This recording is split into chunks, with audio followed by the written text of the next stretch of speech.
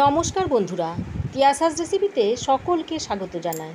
আজ হাজির হয়েছি এক ভিন্ন স্বাদের কাঁঠালের রেসিপি নিয়ে, চম্পারণের হান্ডি এঁচোড়। আশা করছি এই ভিন্ন স্বাদের এঁচোড়ের রেসিপিটা আপনাদের খুবই ভালো লাগবে। আমার চ্যানেল এখনও না সাবস্ক্রাইব করা থাকলে প্লিজ চ্যানেলটা সাবস্ক্রাইব করার অনুরোধ রইল। দেখুন, রসুনগুলো খুব ভালোভাবে সেদ্ধ হয়ে গেছে।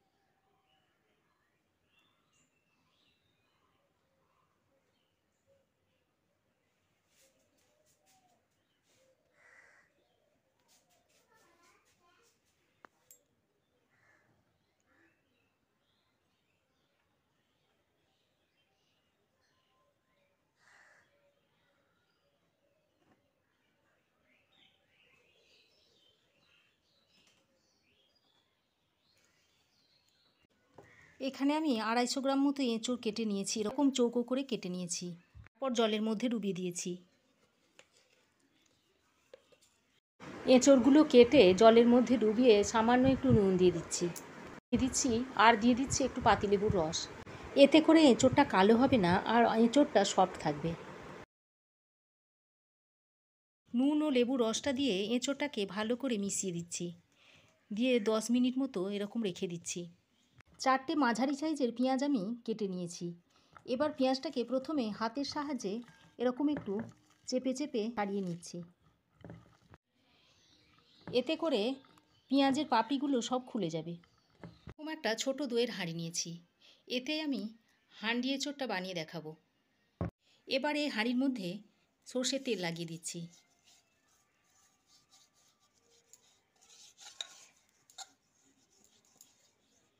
দেখুন, পুরো হাঁড়ির মধ্যে তেলটাকে ভালো করে লাগিয়ে নিয়েছি।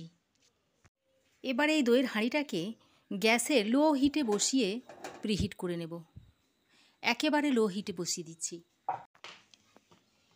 পেঁয়াজের পাপড়িগুলো ভালোভাবে খুলে যাবার পর এর মধ্যে দিয়ে দিচ্ছি স্বাদ মতো নুন, দিচ্ছি 2টো চেরা কাঁচা লঙ্কা, হাফ চামচ দিয়ে দিচ্ছি হলুদ গুঁড়ো, ধনে গুঁড়ো দিচ্ছি 2 চামচ,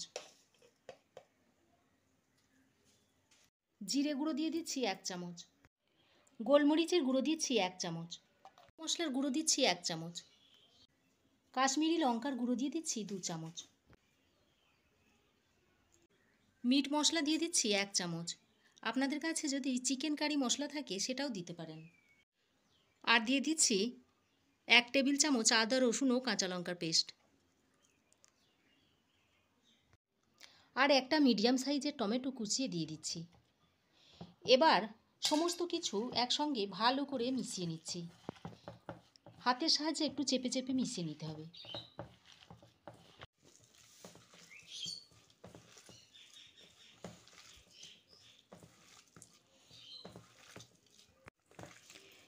দেখুন, মশলাটা খুব ভালো করে মেখে নিয়েছি।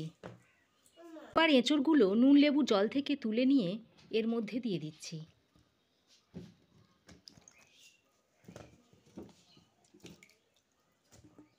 এবার এঁচোড়টা এই মশলার সঙ্গে খুব ভালো করে মিশিয়ে নিচ্ছি। যত বেশি ভালো করে মেশাবেন টেস্টটা তত সুন্দর হবে। এঁচোড়টা মশলার সঙ্গে খুব ভালো করে মেশানো হয়ে গেছে। এদিকে হাঁড়িটাও দেখুন আমার প্রিহিট করে নেওয়া হয়ে গেছে। এবার একটা ছোট কড়াইয়ের মধ্যে ছোট 1 কাপ সর্ষের তেল গরম করতে দিয়ে দিচ্ছি। 50 গ্রাম মতো সর্ষের তেল হবে। এবার এই গরম তেলটা প্রিহিট করা হাঁড়ির মধ্যে অর্ধেক দিয়ে দিচ্ছি।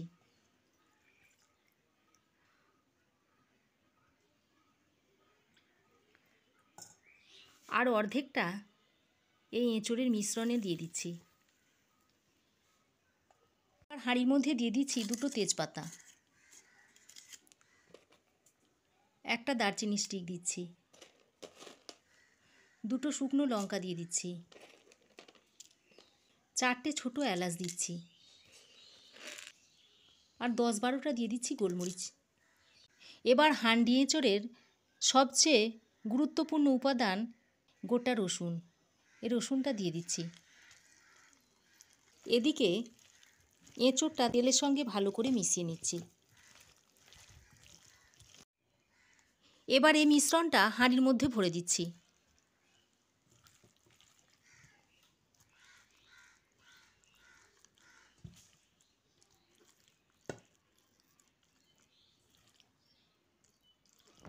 এবার এর উপরে একটু স্বাদ মতো চিনি দিয়ে দিচ্ছি, 1 চামচ টক দই দিয়ে দিচ্ছি।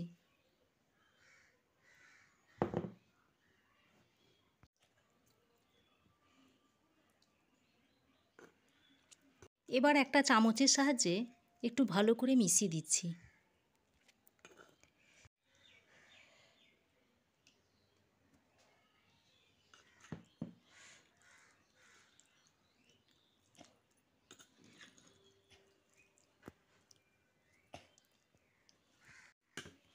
এবার একটু আটা মেখে নিয়েছি। এই আটা নিয়ে হাঁড়ির চারপাশে এই আটাটা লাগিয়ে দেব। ঠিক বিরিয়ানিতে যেমন করে সেইভাবে এরকম আটাটা মেখে দিয়ে দিতে হবে।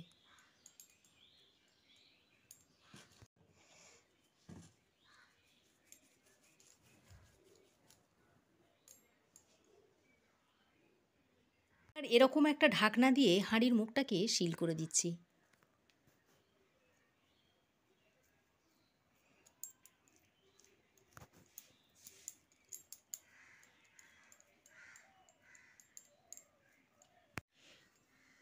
এবার হাঁড়িটাকে গ্যাসে বসিয়ে দিচ্ছি।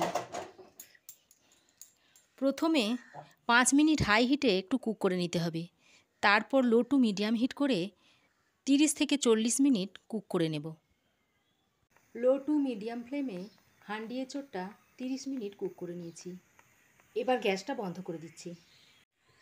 আরও 5 মিনিট এইভাবে রেখে দেব, তারপর আপনাদের খুলে দেখাবো। এবার দেখুন 5 মিনিট স্ট্যান্ডিং টাইমে রাখার পর আপনাদের খুলে দেখাচ্ছি।